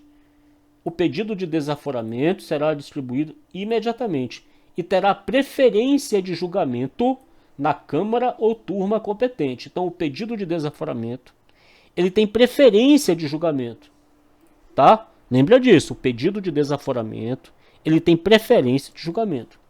Sendo relevantes os motivos alegados, o relator, lá no tribunal, poderá determinar fundamentadamente a suspensão do julgamento pelo júri, tá? Se houver um motivo muito relevante, o relator poderá determinar fundamentadamente a suspensão do julgamento. O relator, lá no tribunal, o relator desse requerimento de desaforamento ou representação, se for o juiz competente. Agora, será ouvido o juiz presidente do tribunal do júri, ele será ouvido quando a medida não tiver sido por ele solicitada. Vamos supor que não foi ele que representou, não foi o juiz presidente que representou. Quem requereu foi o Ministério Público, o acusado, o querelante, o assistente, não foi o juiz presidente que representou. Foi feito um requerimento daquelas outras pessoas lá. Ele será ouvido, porque não foi ele que solicitou. Na pendência de recurso contra a decisão de pronúncia, olha aqui, na pendência de recurso contra a decisão de pronúncia, ou quando efetivado o julgamento, não se admitirá o pedido de desaforamento. Vamos tratar primeiro da pendência de recurso contra a decisão de pronúncia. Quando acontece a pronúncia, aí o réu, ele pode entrar, o acusado, com recurso em sentido estrito. Esse recurso em sentido estrito suspende o julgamento. O recurso em sentido estrito contra a decisão de pronúncia, ele vai suspender o julgamento. Por isso que não se admite o desaforamento no caso aqui, da pendência de recurso contra a decisão de pronúncia. Por quê? Porque o próprio recurso em sentido estrito contra a decisão de pronúncia já vai suspender o julgamento. Ou aqui, ou quando é efetivado o julgamento, aqui já é outra hipótese. Observa bem, são hipóteses diferentes, observa bem. Na pendência de recurso contra a decisão de pronúncia é uma hipótese, ou quando é efetivado o julgamento, quer dizer, o julgamento já aconteceu. Não é o caso da pendência de recurso contra a decisão de pronúncia. O julgamento já aconteceu. Não se admitirá pedido de desaforamento, salvo nessa última hipótese. Qual é essa última hipótese? Quando o julgamento já foi efetivado. Nessa última hipótese, é possível que haja desaforamento quanto a fato ocorrido durante ou após a realização de julgamento anulado. Houve o julgamento, este julgamento foi anulado, e devido a esse fato que ocorreu durante ou após a realização desse julgamento anulado, pode haver o desaforamento, mesmo que já tenha sido efetivado o julgamento. Então é nesse último caso, na hipótese da pendência de recurso contra a decisão de pronúncia, não será admitido o pedido de desaforamento, entendeu? Só vai ser admitido o pedido de desaforamento na hipótese do julgamento que já foi efetivado quanto a um fato ocorrido durante ou após a realização de julgamento anulado. Esse julgamento aconteceu, mas foi anulado, e devido a um fato que ocorreu durante esse julgamento anulado ou após a realização desse julgamento anulado, teve um fato ali, e devido a esse fato pode haver o desaforamento. Mas se for no caso da decisão que está pendente um recurso contra a decisão de pronúncia, está pendente um recurso contra a decisão de pronúncia. Nesse caso, não haverá o desaforamento mesmo, porque o próprio recurso contra a decisão de pronúncia já suspende o julgamento.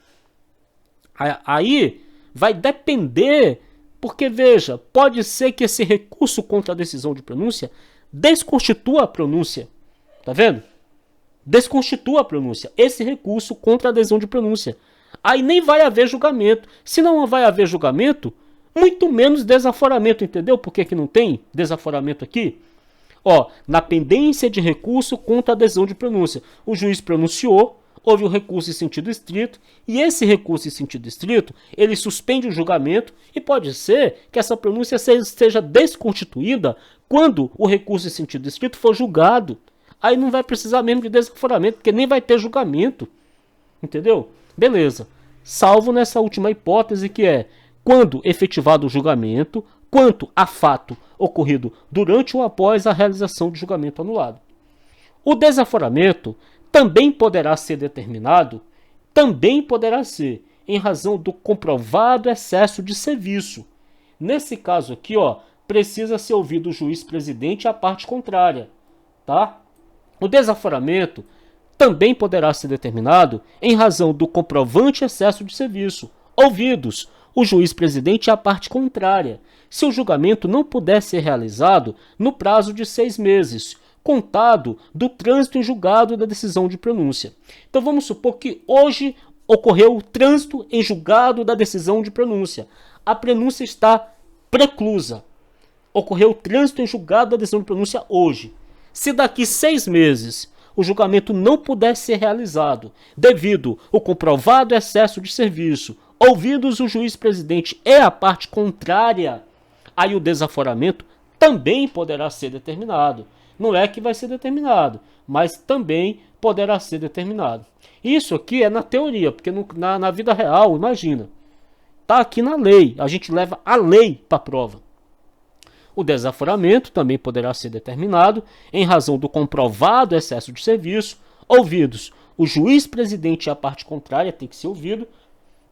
Ó, não é o Ministério Público, tá vendo? Que a banca pode falar assim: o desaforamento também poderá ser determinado em razão do comprovado excesso de serviço, ouvidos o Ministério Público e a parte contrária. Acabou a questão, tá errada. O desaforamento também poderá ser determinado em razão do comprovado excesso de ouvido, ouvidos a Defensoria Pública e a parte contrária. Acabou a questão, tá errada. O desaforamento também poderá ser determinado em razão do comprovado excesso de serviço, ouvidos o juiz presidente e a parte contrária, se o julgamento não puder ser realizado no prazo de 6 meses, contado do trânsito em julgado da decisão de pronúncia. Para a contagem do prazo referido neste artigo, não se computará o tempo de adiamentos, diligências ou incidentes de interesse da defesa.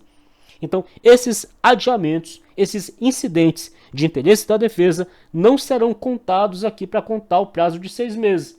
Porque senão a defesa pode ficar entrando lá com um monte de coisa para passar os 6 meses e falar assim: olha, eu quero desaforamento, entendeu?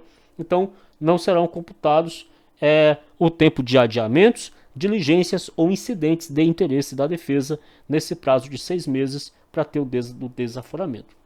Não havendo excesso de serviço, observa bem, ó, não havendo excesso de serviço ou existência de processo aguardando julgamento, em quantidade que ultrapasse a apreciação pelo tribunal do júri nas reuniões periódicas previstas para o exercício, o acusado poderá requerer ao Tribunal de Justiça, ao TRF, por exemplo, que determine a imediata realização do julgamento. Ele não vai pedir, não é para o presidente do tribunal do júri, o acusado. Veja, o acusado olha e fala assim: olha, não há excesso de serviço. Não há processos que ultrapasse a demanda aqui do tribunal do júri. Eu já quero fazer meu julgamento. Ele vai requerer ao tribunal. Ele não vai requerer ao juiz presidente do tribunal do júri, não. Ele vai requerer ao Tribunal de Justiça, entendeu? Vai requerer ao Tribunal de Justiça. Aí o Tribunal de Justiça vai decidir isso aí, se vai ter o julgamento ou não. Se for o TRF, é o TRF. Se for o TJ, é o TJ. O acusado poderá requerer ao tribunal que determine aí a imediata realização do julgamento. Da organização das pautas. Olha, isso aqui é importante. salvo motivo relevante que autorize a alteração na ordem dos julgamentos. Se não tiver esse motivo relevante aqui, que autorize a alteração na ordem dos julgamentos, a ordem será essa aqui. Salvo motivo relevante que autorize alteração na ordem dos julgamentos. Primeiro, os acusados presos serão julgados. Os acusados presos. Dentre os acusados presos, é o segundo critério, aqueles que estiverem há mais tempo na prisão. Primeiro, acusados presos. Depois, os acusados presos que estão há mais tempo na prisão. Tem 2 acusados presos. Vai ver qual que está mais tempo na prisão. Esse será julgado primeiro. Todos estão presos e todos estão em igual tempo na prisão. Tem 2 acusados presos, o A e o B. Tem 2 acusados presos, o A e o B. E ambos estão há 10 anos presos. Aí será aquele que foi precedentemente pronunciado. A primeira regra é os acusados presos. Segundo, dentre os presos, aqueles que estão há mais tempo presos. Terceira condição, dentre os presos, se eles estiverem com o mesmo tempo preso, aqueles que tiverem sido precedentemente pronunciados, aqueles que foram pronunciados primeiro, Antes do dia designado para o primeiro julgamento da reunião periódica, será fixada na porta do edifício do Tribunal do Júri a lista dos processos a serem julgados, obedecida essa ordem aqui. Antes do dia designado para a reunião periódica, será fixada na porta do edifício do Tribunal do Júri a lista dos processos a serem julgados, obedecida essa ordem. Primeiro, os acusados presos. Se houver mais de um acusado preso, aquele que está preso há mais tempo. Se houver 2 ou mais acusados presos com a mesma quantidade de tempo, os precedentemente pronunciados. O juiz presidente reservará datas na mesma reunião periódica para a inclusão de processo que tiver o julgamento adiado. Isso aqui eu tento decorar. O juiz presidente reservará data na mesma reunião periódica. O juiz presidente reservará datas na mesma reunião periódica para a inclusão de processo que tiver o julgamento adiado. O assistente de acusação aqui no Tribunal do Júri, o assistente de acusação somente será admitido se tiver requerido sua habilitação até 5 dias antes da data da sessão na qual pretenda atuar. O assistente de acusação somente será admitido se tiver requerido sua habilitação até 5 dias antes da data da sessão na qual pretenda atuar. O assistente de acusação somente será admitido se tiver requerida sua habilitação até 5 dias antes da data da sessão que pretenda atuar. Até 5 dias, não são 10 dias, 20 dias, 30 dias, 15 dias. O assistente de acusação precisa se habilitar até 5 dias antes da data da audiência da sessão na qual pretenda atuar. 5 dias. Estando o processo em ordem, o juiz presidente mandará intimar as partes, o ofendido, se possível, né? Porque, veja, nem sempre será possível mandar intimar o ofendido. Concorda comigo? Intimar o ofendido? Porque se for um homicídio doloso consumado, o ofendido está morto. Se for uma tentativa de homicídio, aí tudo bem, é possível intimar o ofendido.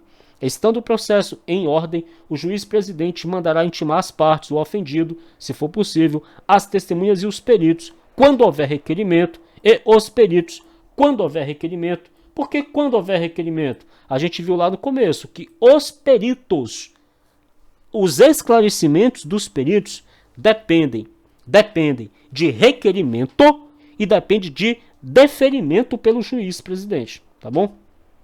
Seção 2. Do sorteio e da convocação dos jurados. Do sorteio e da convocação dos jurados. Em seguida, a organização da pauta. O juiz presidente determinará a intimação do Ministério Público, da Ordem dos Advogados do Brasil e da Defensoria Pública. Ministério Público, Ordem dos Advogados do Brasil e Defensoria Pública. Não é Advocacia Pública. é Defensoria Pública, para acompanharem em dia e hora designados o sorteio dos jurados que atuarão na reunião periódica. O sorteio, presidido pelo juiz, far-se-á a portas abertas, porque o sorteio é público, cabendo-lhe retirar as cédulas até completar o número de 25 jurados. 25 jurados, 25. O sorteio será realizado entre o 15º e o 10º dia útil antecedente à instalação da reunião. O sorteio será realizado entre o 15º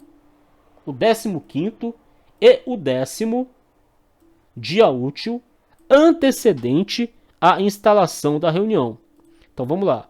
O sorteio será realizado entre o 15º dia, lembra que o 15º vem primeiro, e o 10º dia útil antecedente à instalação da reunião. O sorteio será realizado entre o 15º dia e o 10º dia útil. Esse sorteio será realizado a portas abertas e o juiz-presidente retirará as cédulas até completar o número de 25 jurados. A audiência de sorteio não será adiada pelo não comparecimento das partes. Então vamos supor que as partes não compareceram. A audiência de sorteio vai acontecer do mesmo jeito. Por quê? Porque lá estarão presentes o Ministério Público, a OAB, a Ordem dos Advogados do Brasil, a Defensoria Pública, estarão lá presentes. E o sorteio é público. Então, a audiência de sorteio não será adiada pelo não comparecimento das partes. O jurado não sorteado poderá ter o seu nome novamente incluído para as próximas reuniões. Quer dizer, ó, eu não fui sorteado. O meu nome pode ser incluído para as reuniões futuras. Não tem problema nenhum, eu não fui sorteado. O meu nome vai ficar lá para as próximas reuniões. Os jurados sorteados serão convocados pelo correio ou por qualquer outro meio hábil. Então, não necessariamente os jurados sorteados serão convocados pelo correio. Pode ser por outro meio hábil, tá? Então dizer que assim, os jurados sorteados serão convocados exclusivamente pelo correio, tá errado. Pode ser pelo correio ou por qualquer outro meio hábil. No mesmo expediente de convocação serão transcritos os artigos 436 a 446. Serão afixados na porta do edifício do Tribunal do Júri a relação dos jurados convocados, os nomes do acusado e dos procuradores das partes, além do dia, hora e local das sessões de instrução e julgamento. Da função do jurado. O serviço do júri é obrigatório, não é facultativo. O serviço do júri ele é obrigatório. O alistamento compreenderá os cidadãos, agora observa aqui, toda e qualquer pessoa pode ser um jurado? Não. Somente os cidadãos. Então, para ser um jurado, precisa ser cidadão. Exatamente. Para ser jurado, precisa ser cidadão. Precisa estar em dia com os seus direitos e obrigações lá dos direitos políticos. O serviço do júri é obrigatório. O alistamento compreenderá somente os cidadãos. Grava isso aqui. Os cidadãos. Ah, João, então só cidadão que pode ser jurado. Só cidadão. Então, para ser jurado, precisa ser o quê? Precisa ser cidadão. Para ser jurado, precisa ser cidadão. Maiores de 18 anos, de notória idoneidade. Então, ele fala maiores de 18. Ele não fala até 70 anos, até 100 anos, até 200 anos. Não. Se o caba tiver mais de 18, for um cidadão e tiver vivo e tiver notória idoneidade, tá valendo. Entendeu ou não? Observa aqui, ó. O camarada, ele é um cidadão de bem, ele tem notória idoneidade. Maior de 18 anos, cidadão. Agora, é até 70 anos? Não, aqui não fala até 70 anos. Fala que o serviço do júri é obrigatório e que o alistamento compreenderá os cidadãos maiores de 18 anos de notória idoneidade. Tudo bem? Então, assim, se falar que é só qualquer um do povo, tá errado, tá? É cidadão. Nenhum cidadão, de novo, ó, nenhum cidadão poderá ser excluído dos trabalhos do júri. Nenhum o quê? Nenhum cidadão. Olha aqui, ó. Nenhum cidadão. Nenhum cidadão poderá ser excluído dos trabalhos do júri ou deixar de ser alistado em razão de cor ou etnia, raça, credo, sexo, profissão, classe, econômica e social. Discriminação, né? Então nenhum cidadão precisa ser cidadão maior de 18 anos, não fala o limite da idade. A recusa injustificada ao serviço do júri acarretará multa no valor de 1 a 10 salários mínimos, a critério do juiz. Olha isso aqui. A critério do juiz. Só que o juiz vai ter critério? Vai ter. Mas dentro desse intervalo aqui, de 1 a 10 salários mínimos. A critério do juiz, o juiz não pode aplicar uma multa de 12 salários mínimos. Não. É de 1 até 10. Dentro desse intervalo de 1 até 10 salários mínimos, a critério do juiz, de acordo com a condição econômica. Se o réu tem um potencial econômico alto, se o réu já, se o jurado que se recusou, tem um potencial econômico alto, se esse jurado que se recusou tem um potencial econômico baixo, a critério do juiz, dentro desse intervalo de 1 a 10 salários mínimos. Agora, estão isentos. Quando fala assim, ó, estão isentos, eles aqui não vão lá para o tribunal do júri. O presidente da República e os ministros de Estado, viu? Eles estão isentos.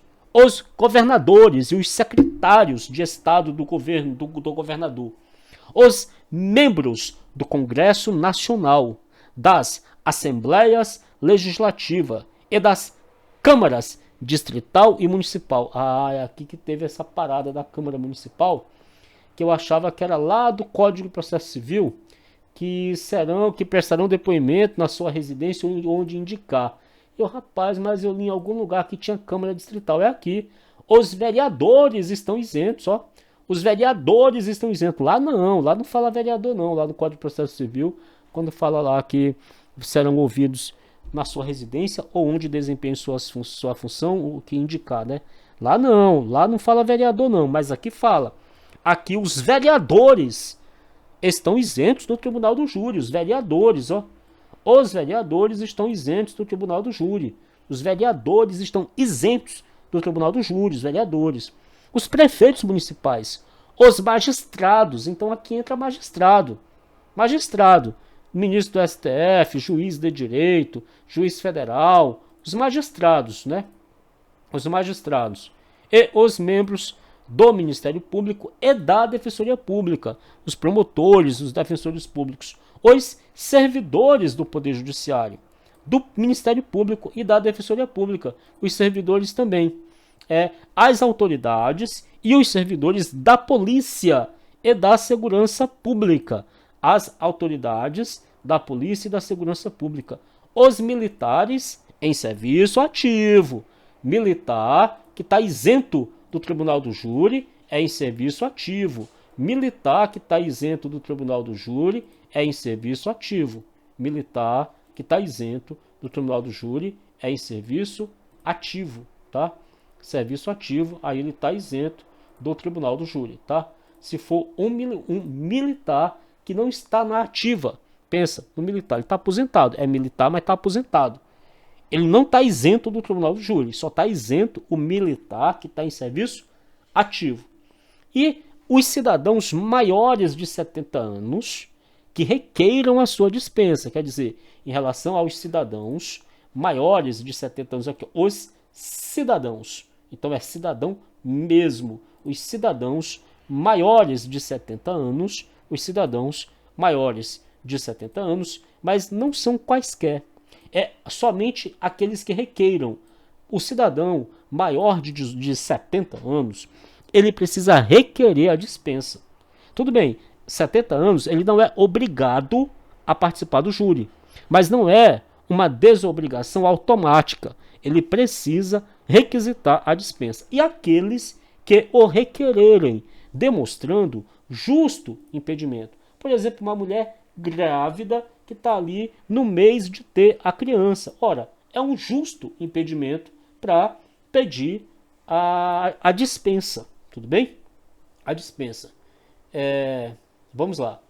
A recusa ao serviço do júri, fundada em convicção religiosa, filosófica ou política, importará no dever de prestar serviço social alternativo. A pessoa pode se recusar? Pode. Está lá na Constituição. Mas tem uma pena alternativa. Uma pena de serviço alternativo. Não é uma pena. É prestar serviço alternativo, né? Lá na Constituição fala isso também, lá no artigo 5º. Sob pena, agora sim. Sob pena, agora é pena. Sob pena de suspensão dos direitos políticos. Agora é pena, tá? Sob pena de suspensão dos direitos políticos enquanto não prestar o serviço imposto.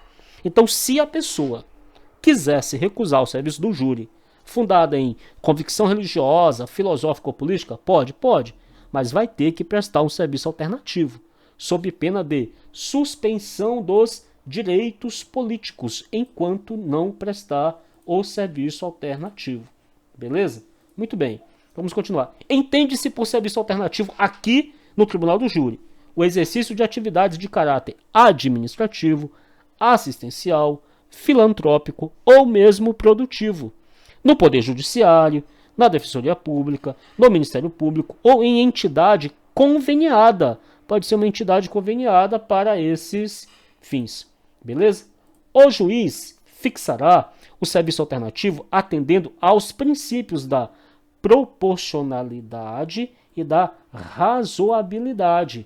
Então o juiz, na hora dele aplicar o serviço alternativo, ele vai ver se esse serviço alternativo é proporcional e é razoável. O exercício efetivo da função de jurado constituirá serviço público, relevante. É um serviço público relevante. Então, ser jurado é um serviço público relevante, essa função de jurado. E estabelecerá presunção de idoneidade moral. Quer dizer, a pessoa que é jurado é um cidadão de bem.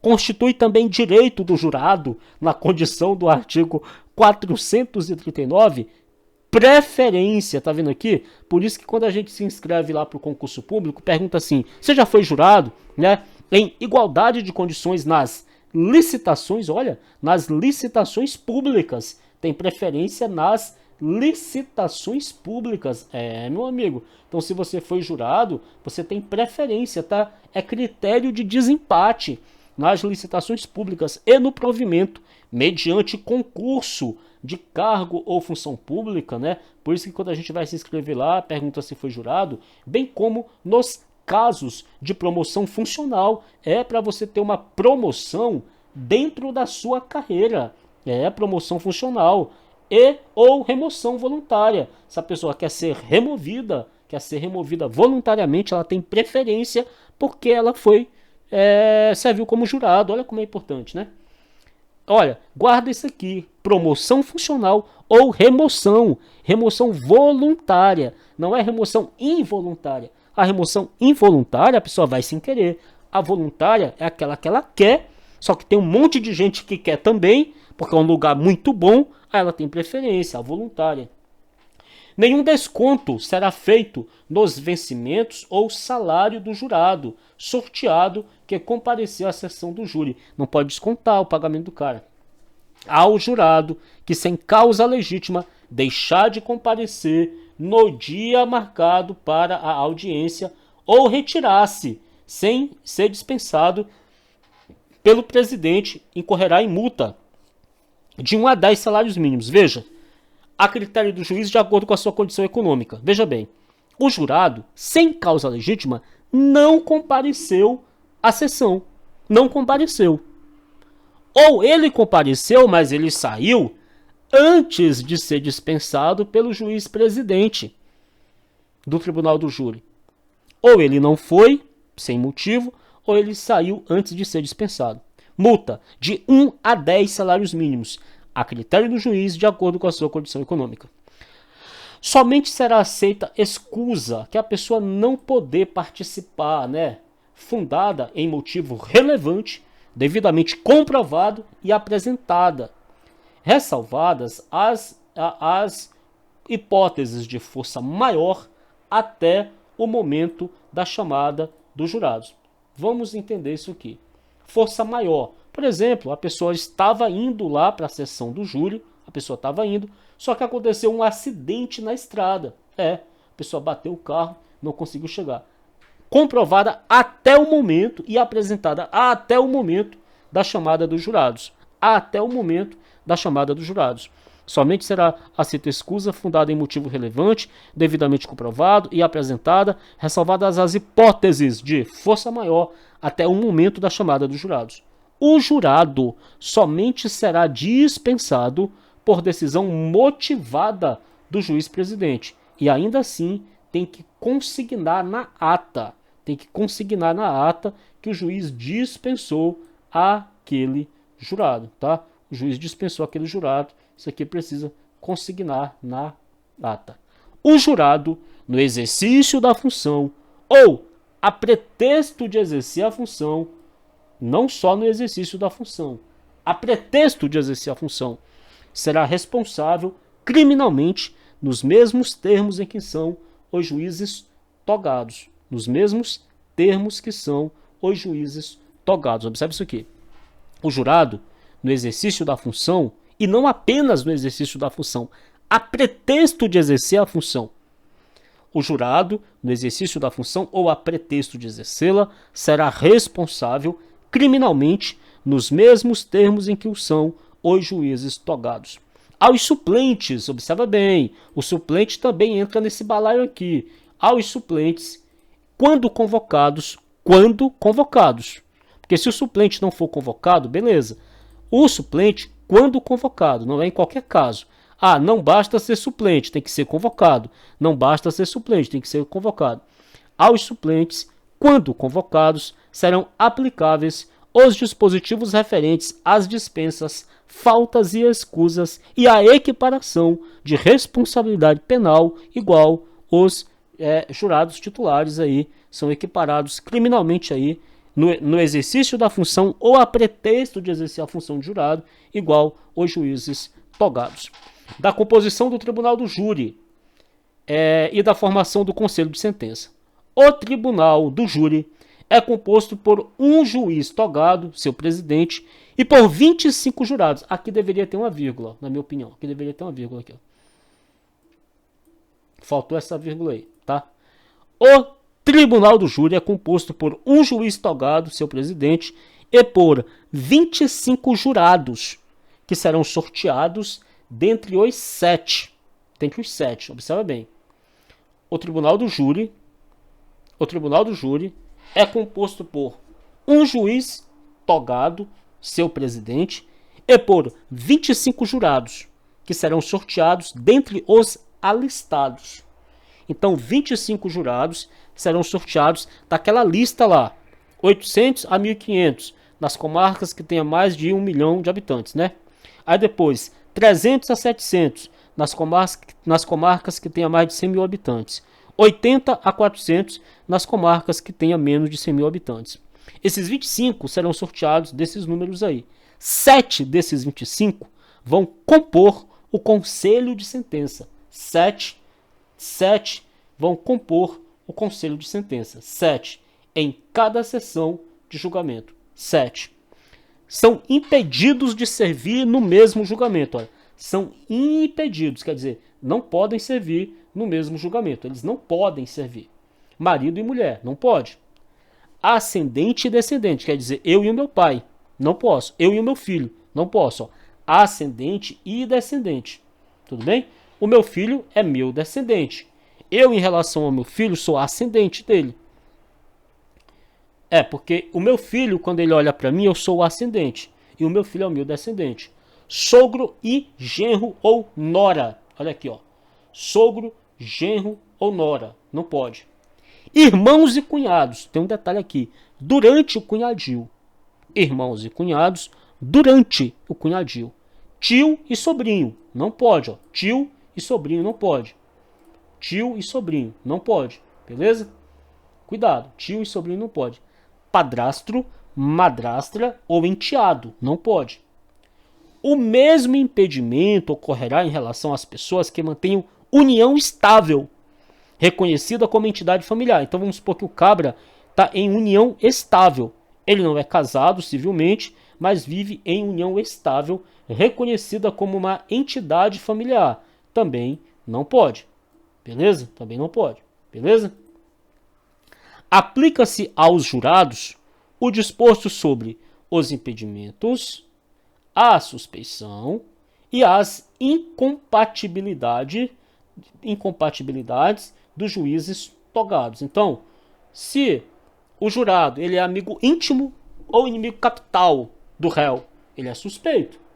Se o jurado ele é parente do réu de até o 3º grau, ele é impedido. Aplica-se as causas de impedimento e suspeição. E as incompatibilidades. Lembra que nos juízos coletivos não poderão atuar no mesmo processo os juízes que forem entre si, parentes, consanguíneos ou afins, até o 3º grau, inclusive.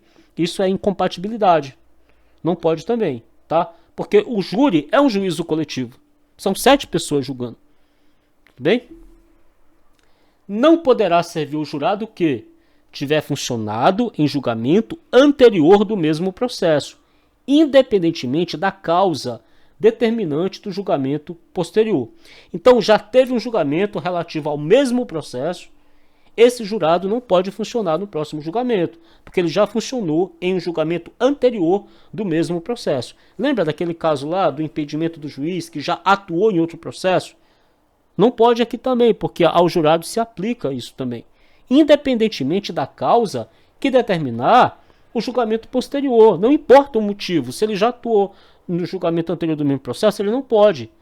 No caso do concurso de pessoas, o concurso de pessoas é o quê?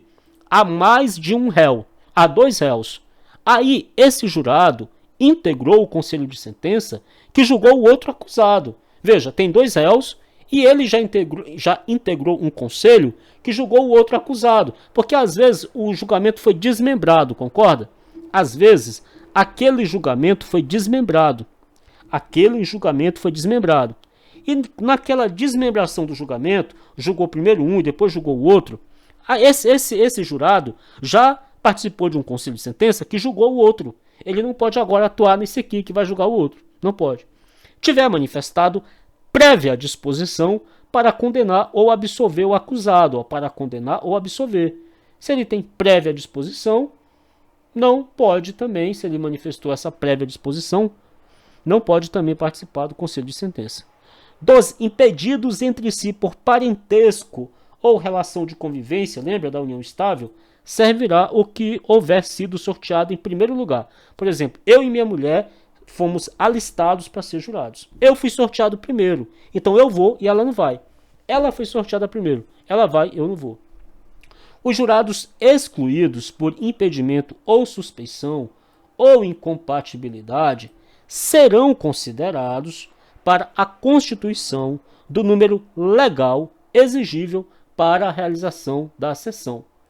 Os jurados excluídos por impedimento, suspeição ou incompatibilidade serão considerados, olha aqui, serão considerados para a constituição do número legal exigível para a realização da sessão. Isso aqui eu decoro, eu não tento nem entender. Os jurados excluídos por impedimento, suspeição ou incompatibilidade, eles serão considerados para a constituição do número legal exigível para a realização da sessão. O mesmo conselho de sentença poderá conhecer de mais de um processo no mesmo dia, ou seja, aquele mesmo conselho de sentença dos 7 jurados, se der tempo, pode julgar outro processo no mesmo dia, se as partes aceitarem. Isso aqui é o que? Economia processual. Se as partes aceitarem. Hipótese em que os seus integrantes deverão prestar um novo compromisso, porque é um novo julgamento, concorda? É o mesmo conselho de sentença, realizando outro julgamento, se as partes quiserem, eles vão prestar um novo compromisso. Da reunião e das sessões do Tribunal do Júri. O Tribunal do Júri reunir-se-á para as sessões de instrução e julgamento nos períodos e na forma estabelecida pela lei local de organização judiciária. até o momento de abertura dos trabalhos da sessão, o juiz-presidente decidirá os casos de isenção e dispensa dos jurados e o pedido de adiamento de julgamento, mandando consignar em ata as deliberações. Então vamos lá, olha só. Até o momento de abertura dos trabalhos da sessão. Até o momento de abertura dos trabalhos da sessão. Deixa eu pegar aqui. Até o momento de abertura dos trabalhos da sessão. Aqui, ó. Até o momento de abertura dos trabalhos da sessão. O juiz-presidente decidirá os casos de isenção e dispensa de jurados e o pedido de adiamento de julgamento, mandando consignar em ata as deliberações. Se o Ministério Público não comparecer, observa bem, o Ministério Público faltou, ele não compareceu. O juiz-presidente adiará o julgamento para o primeiro dia desimpedido. Ó. Não é o primeiro dia útil, é o primeiro dia desimpedido da mesma reunião, cientificadas as partes e as testemunhas. Se o Ministério Público não comparecer, o juiz-presidente adiará o julgamento para o primeiro dia desimpedido da mesma reunião, cientificadas as partes e as testemunhas. Se a ausência não for justificada, quer dizer, o Ministério Público não compareceu, o juiz marcou o julgamento para o primeiro dia desimpedido da mesma reunião, cientificadas as partes, essa ausência do Ministério Público não foi justificada. O fato será imediatamente comunicado ao Procurador-Geral, com a data designada para a nova sessão. Então, o juiz vai comunicar ao Procurador-Geral, olha, o Ministério Público não compareceu de forma injustificada. Eu marquei o novo julgamento para a próxima data, para o próximo dia desimpedido da mesma reunião. Estou comunicando aqui. Se a falta olha, agora é outro artigo, é o 456. Se a falta sem escusa legítima for do advogado do acusado e se outro não for por este constituído, o fato será imediatamente comunicado ao presidente da ordem local, da seccional da Ordem dos Advogados do Brasil, com a data designada para a nova sessão. Observe. O advogado faltou sem escusa legítima. O acusado não constituiu outro advogado. O fato será imediatamente comunicado ao presidente da seção da Ordem dos Advogados do Brasil. Veja bem, não havendo escusa legítima por causa da falta do advogado, o julgamento será adiado somente uma vez. Tá vendo isso aqui, ó? Não havendo escusa legítima, o julgamento será adiado somente uma vez, devendo o acusado ser julgado quando chamado novamente. Quer dizer, o advogado faltou de forma injustificada, e aí vai haver o adiamento? Vai, só uma vez. O advogado não vai poder ficar faltando 2, 3, 4, 5 vezes, não. Não havendo escusa legítima, o julgamento será adiado somente uma vez, por causa do advogado aqui, devendo o acusado ser julgado quando chamado novamente. Na hipótese do artigo 1º, do parágrafo 1º, o juiz intimará a Defensoria Pública para o novo julgamento. Observe bem, o advogado faltou uma vez, o adiamento só vai acontecer uma vez. Na próxima vez, o juiz vai intimar a Defensoria Pública, entendeu? Para o próximo, para ter o julgamento, porque só vai ser adiado uma vez, que será adiado para o primeiro dia desimpedido, observado o prazo mínimo de 10 dias. O prazo mínimo de 10 dias. Vamos ver aqui.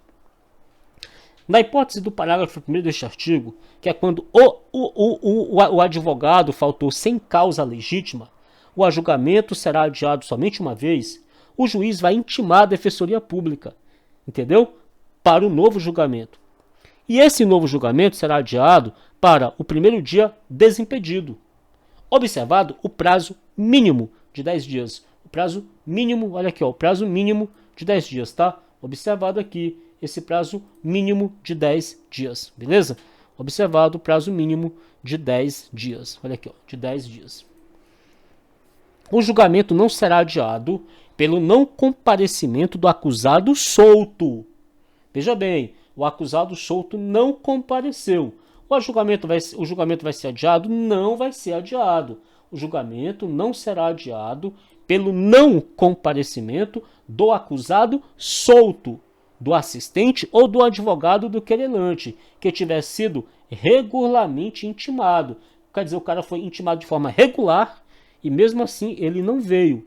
O julgamento não será adiado pelo não comparecimento do acusado solto, do assistente ou do advogado do querelante, que tiver sido regularmente intimado. Foi regularmente intimado o acusado solto, o assistente ou advogado do querelante e não vieram participar do julgamento, o julgamento não será adiado. Agora, se o cara estiver preso, o juiz vai requisitar ele.